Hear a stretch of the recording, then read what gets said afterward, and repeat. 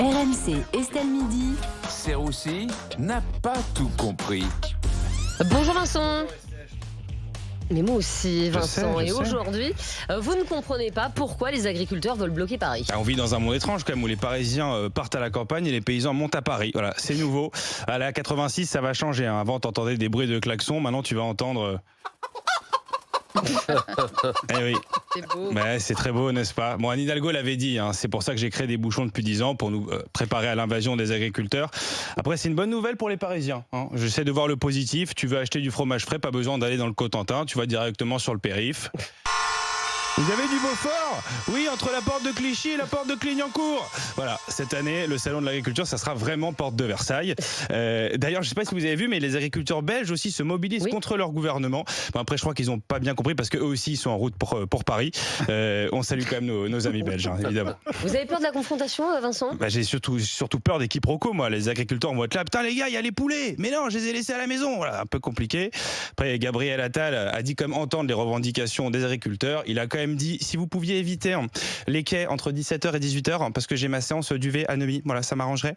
Non, en effet, nous sommes en guerre, Estelle. Et d'ailleurs, j'ai hâte d'entendre les premiers chants des agriculteurs. Et je m'attire ma tracteur. Quelle ambiance, Je fais péter le démarreur. Voilà, ça change un peu du périph' parisien. Après, pas besoin d'envoyer les CRS contre les agriculteurs, très honnêtement. Laissez-les venir à Paris. Ils vont rester une demi-journée. Ils vont faire un burn-out comme tout le monde. Ils vont trouver tout le monde agressif. Avec les particules fines, ils vont plus pouvoir respirer. Et ils vont rentrer chez eux gentiment. Voilà. C'est tout simple. Oui, Vincent, tout dans Estelle Midi, on a aussi parlé de l'anxiété chez les ados et on s'est demandé s'il fallait supprimer les notes à l'école. Ouais, c'est une bonne question. C'est vrai qu'un adolescent sur deux, vous en avez parlé, souffre d'anxiété et de dépression. Bon, c'est bien. Ils sont préparés à devenir français. Mais c'est vrai que les chiffres sont effrayants. Un sondage indique qu'un élève sur deux souffre d'anxiété au collège, puis 2 élèves sur 2 lorsqu'ils rejoignent le lycée Stanislas. Kevin, un collégien, est lui-même très étonné par les statistiques, je cite, il a dit un élève sur 2, ça fait presque la moitié. Voilà. mais Vincent, vous pensez que supprimer les notes, ça peut les déstresser? Écoutez, très honnêtement, quand on voit le niveau de certains, je pense que c'est peut-être une bonne idée. Regardez notamment en anglais. Et il n'y a pas de son. Déclinez-moi le verbe être. Yes, to be, I be, beat.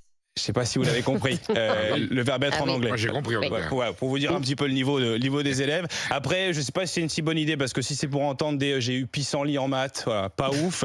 Après, les notes, c'est vrai que c'est stressant. Moi, je me souviens, je ne sais pas vous comment c'était, les profs sadiques qui distribuaient les notes par ordre décroissant. J'adore. Moi, je supportais pas. C'était génial. Le Dupont 7, Germain 6, Serroussi 5. J'avais l'impression que c'était le compte à rebours avant que je me fasse défoncer par mes parents.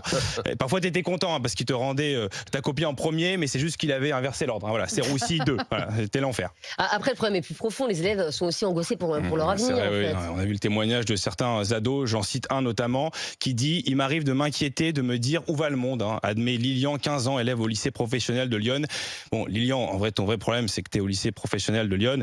Mais je comprends quand même que tu t'inquiètes. Non, mais c'est vrai qu'on dit que les jeunes sont angoissés par l'état du monde. Et on dit, en plus, oui, il faut protéger les jeunes des sites porno, des jeux vidéo. Non, il faut surtout les protéger de Google Actu. Je pense que c'est ça le plus important. Et pour ne rien arranger, selon ce sondage, les jeunes s'ennuient à l'école. Et les jeunes s'ennuient à l'école. Et c'est pour ça que je leur propose un programme plus actuel et plus concret.